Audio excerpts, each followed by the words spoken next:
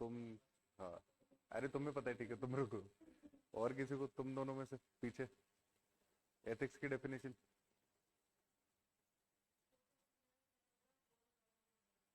ठीक है, ठीक है।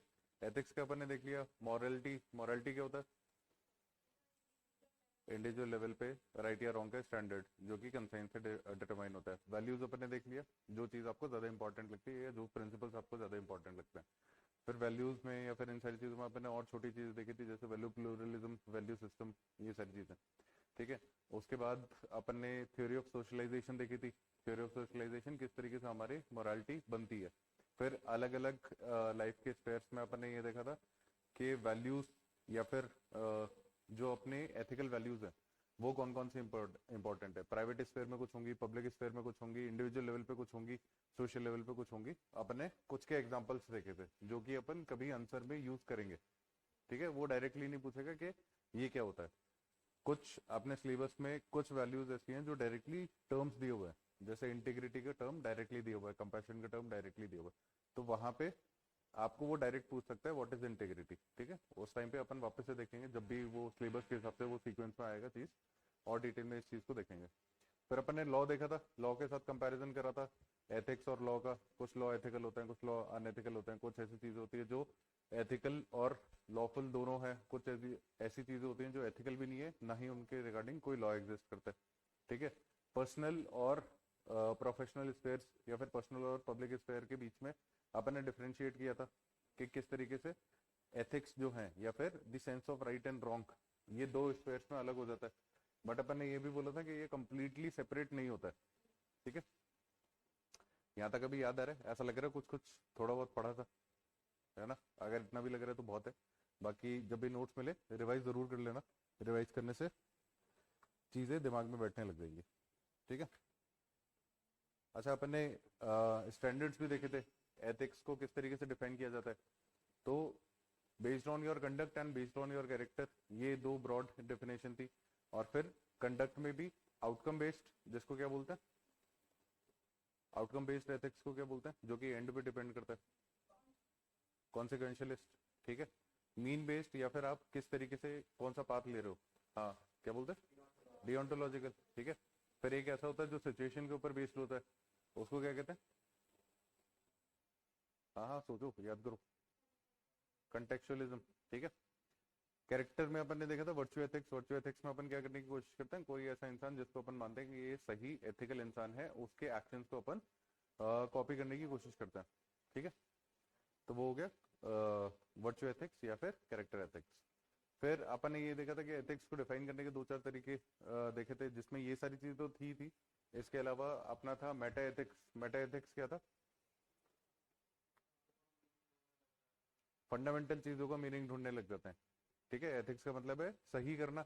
बट मेटा मेटा एथिक्स में अपन बात करेंगे कि सही क्या है, सही क्या होता है। ठीक है, काम क्या है, करना क्या है, क्रिया क्या है, एकदम फंडामेंटल चीजों पे चल जाएंगे। फिर सुपर नेचुरलिज्म।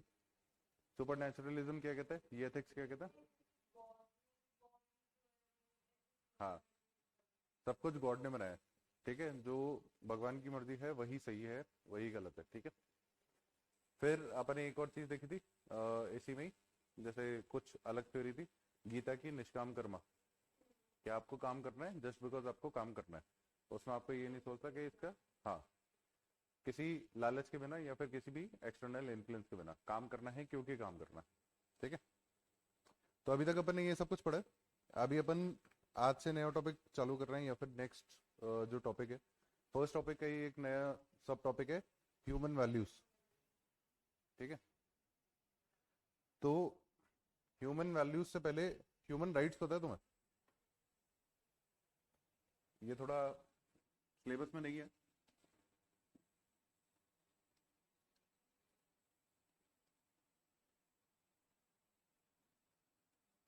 ये चीज पता है क्या होती है? ह्यूमन राइट्स पता है क्या होता है? हाँ हाँ, कोई बात नहीं है, बताओ। राइट टू लाइफ, ये एग्जांपल हो गया ह्यूमन राइट्स का, है ना?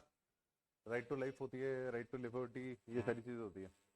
बाकी और कोई बता सकते हैं राइट्स का मतलब क्या होता है? हाँ, एक बार राइट्स का मतलब क्या होता है? अधिकार, ठीक है। और वो अधिकार अपन को कहाँ कहाँ से मिल सकते हैं? अपन को लॉ से मिल सकते हैं, सोसाइटी से मिल सकते हैं, या किसी तरीके से मिल सकते हैं। अगर राइट्स के आगे अपन नाम लगा दें ह्यूमन, तो ये ह्यूमन राइट्स बन जाता है, जिसमें अलग चीज क्या होती है, ये कौन से ऐसे मानव अधिकार है, तो मानव अधिकार अधिकार से किस तरीके से अलग है? फंडामेंटल होती है ये राइट्स, नेचर में होती है ये राइट्स। ये किसी और चीज पर डिपेंड नहीं करती कि आपके पास लॉ है, गवर्नमेंट है, इन सारी चीजों पर डिपेंड नहीं करती, ठीक है। ये वो वाली राइट्स होती हैं जो आपको मिलेंगी ही मिलेंगी बिकॉज आप इंसान है, या फिर बिकॉज आप मानव है, ठीक है। Just for the sake of being human आपको ह्यूमन राइट्स मिलेंगी। जैसे इनने बताया एग्जांपल, राइट टू लाइफ, तो आप किसी की जान नहीं ले सकते क्योंकि वो उसकी ह्यूमन राइट है। आप किसी को टॉर्चर नहीं कर सकते, किसी को परेशान नहीं कर सकते, ये सारी चीजें ह्यूमन राइट का पार्ट है, ठीक है। तो अभी समझ आ गया राइट और ह्यूमन राइट में क्या फर्क है, ठीक है। अभी दूसरी चीज पे चलते हैं जो अपने सिलेबस में पार्ट है।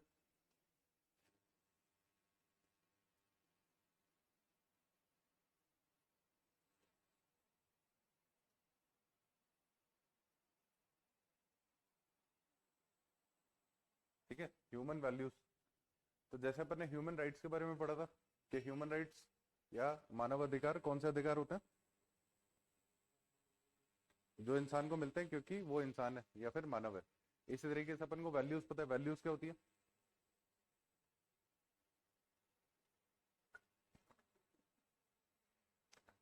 कुछ ऐसे प्रिंसिपल या कुछ ऐसी चीजें, हाँ, कुछ ऐसी चीजें जिनको आप इंपॉर्टेंस देते हो, है ना। ह्यूमन वैल्यूज क्या है?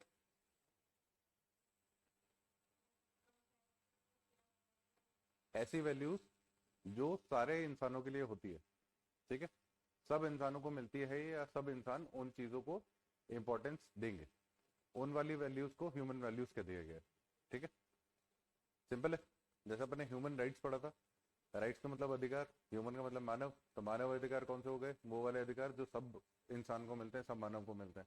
ऐसे ही ह्यूमन वैल्यूज, वैल्यूज अपन ने पढ़ लिया, वैल्यूज वो चीज होती है जिनको आप इंपॉर्टेंस देते हो या अहमियत देते हो, और ह्यूमन वैल्यूज वो चीज हो गई जिनको सारे लोग, सारे इंसान अहमियत देंगे या सब इंसानों को उन चीजों की अहमियत की जरूरत होती है, ठीक है। आगे यहां तक समझ सिंपल है। तो human values guide us to take into human element in account, ठीक है। ये वो वाली वैल्यूज होती हैं जब अपन किसी से इंटरेक्ट करते हैं, आप मेरे से बात कर रहे हो, मैं आपसे बात कर रहा हूँ, या फिर कोई भी दो इंसान बात कर रहे हैं, तो अपन उनसे जिस तरीके से बात करते हैं वो अलग होता है, और अपन किसी जानवर से बात करेंगे वो अलग होता है, या फिर किसी मशीन से बात करेंगे वो अलग होता है।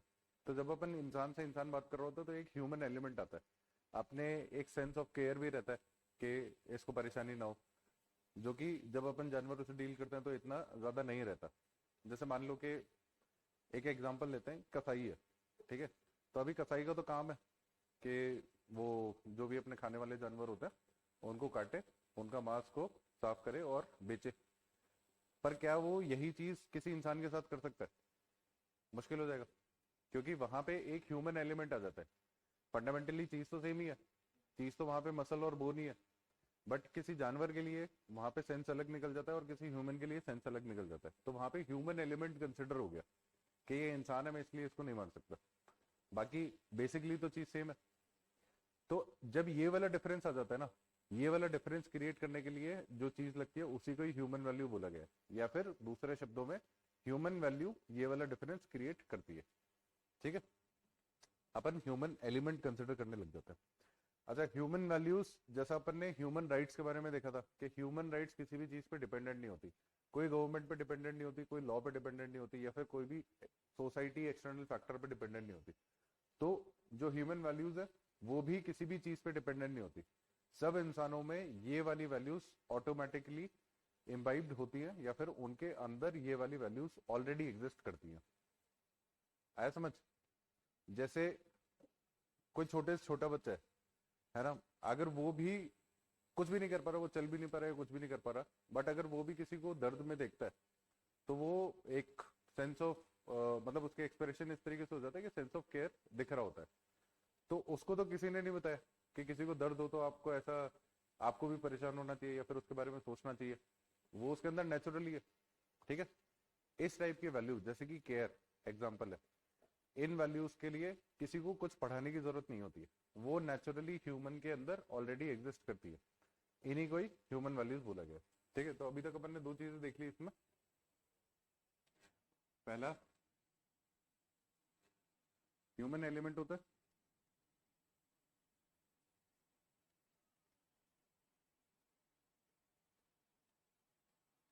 दूसरा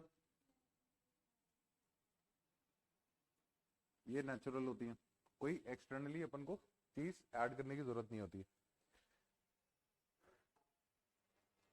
अभी तक अपन ने जो ह्यूमन वैल्यूज देखी, ठीक है, उससे क्या आपको लग रहा है कि ये ह्यूमन लाइफ को या फिर ह्यूमन टू ह्यूमन एक रेस्पेक्ट क्रिएट करेगी या ह्यूमंस की डिग्निटी बचाएगी? क्योंकि अपन सभी ह्यूमंस के बारे में एक इम्पोर्टेंस दे रहे हैं या फिर एक अहमियत रखते हैं, और वो कैसा सोचते हैं, कैसा फील करते हैं, ये सारी चीजों के बारे में अपन विचार कर रहे हैं ह्यूमन वैल्यूज के नाम पे। तो आपको लगता है कि ह्यूमन डिग्निटी बचाने में भी हेल्पफुल होगा? आप किसी को मान लो कि कोई पीड़ा में है या फिर कोई बहुत दर्द में है, तो उस टाइम पे डिग्निटी बचाने के लिए क्या करना पड़ेगा कि उसको और ज्यादा दर्द में ना डाला जाए, बल्कि कोशिश करी जाए कि उसको दर्द से बाहर निकाला जाए। या फिर किसी का रिस्पेक्ट डिसरिस्पेक्टफुल तरीके से कोई ट्रीट कर रहा है या कोई ट्रीटमेंट हो रहा है, तो एज अ ह्यूमन वैल्यू आप कोशिश करेंगे कि वो डिसरिस्पेक्टफुल तरीके से बिहेवियर ना करे कोई उसके साथ, आप उसकी इज्जत बचाने की कोशिश करेंगे। तो ये हेल्प करता है ह्यूमन डिग्निटी प्रोटेक्ट करने में।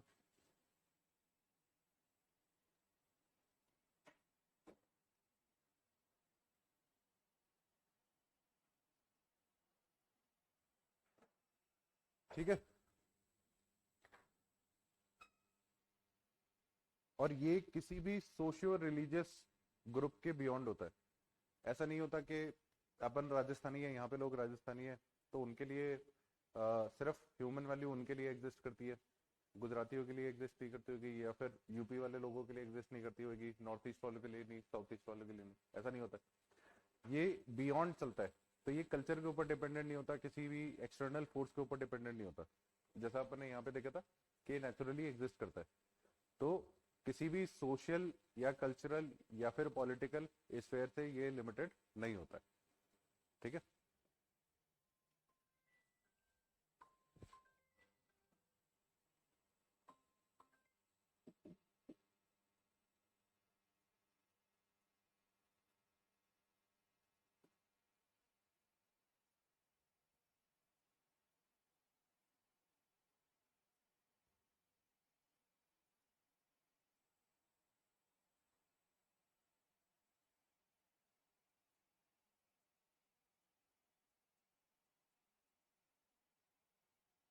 ठीक है, यहाँ तक आगे समझ, थोड़ा बहुत समझ आ रहा है ह्यूमन वैल्यूज कैसी चीजों को कहा गया? इसमें ह्यूमन वैल्यूज के कुछ कैरेक्टर होते हैं।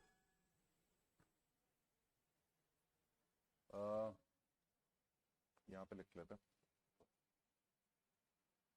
इसके कुछ कैरेक्टरिस्टिक होते हैं। वो क्या क्या होते हैं? सेम कैरेक्टरिस्टिक जो ह्यूमन राइट्स के होते हैं। ह्यूमन राइट क्या होती है? ह्यूमन राइट यूनिवर्सल होती है, ह्यूमन राइट परमानेंट होती है। यूनिवर्सल का मतलब है सारी जगह एग्जिस्ट करेंगी, आप किसी भी सिचुएशन में हो, कभी भी हो, किसी भी नेशन में हो, किसी भी पार्ट ऑफ द वर्ल्ड, किसी भी समय हो, वो एग्जिस्ट करेंगी। दूसरा है परमानेंट होती है। ह्यूमन राइट्स कोई आपसे ले नहीं सकता, कोई ऐसा नहीं बोल सकता कि भाई ह्यूमन राइट्स जो है वो बस 25 साल तक के लोगों के लिए एग्जिस्ट करती हैं, या फिर ह्यूमन राइट्स जो है वो सिर्फ इन प्रोफेशन वाले लोगों के लिए एग्जिस्ट करेंगी। जैसे बोला जाता है कि जो आर्म फोर्सेस वाले हैं या पुलिस वाले हैं, बोला क्या जाता है, सच है कि उनकी फंडामेंटल राइट्स कम हो जाती है, क्योंकि अपने आर्टिकल, कुछ आर्टिकल ऐसे हैं जो उनको कुछ फंडामेंटल राइट्स जैसे कि प्रोटेस्ट करना या फिर स्ट्राइक करना, ये सारी चीजें अलाउ नहीं करते। ठीक है, बट ये भी उनकी ह्यूमन राइट्स को लिमिट नहीं कर रहा है। जो ह्यूमन राइट्स है उनको हमेशा मिलेगी, चाहे वो पुलिस में हो, आर्मी में हो, किसी में भी हो। ठीक है, ह्यूमन राइट्स ऐसे डिफाइन नहीं कर रखी, जैसे अपना यूएन ह्यूमन राइट्स कमीशन है, उसने कुछ ह्यूमन राइट्स डिफाइन कर रखी हैं, बट इंडिया उसको एग्जैक्टली फॉलो नहीं करता है। तो ह्यूमन राइट्स एक ऐसा एम्बिगुअस कॉन्सेप्ट है जो माना जाता है बस इंसान के पास वो राइट है क्योंकि वो इंसान है, जैसा अपने अभी डिस्कस करा।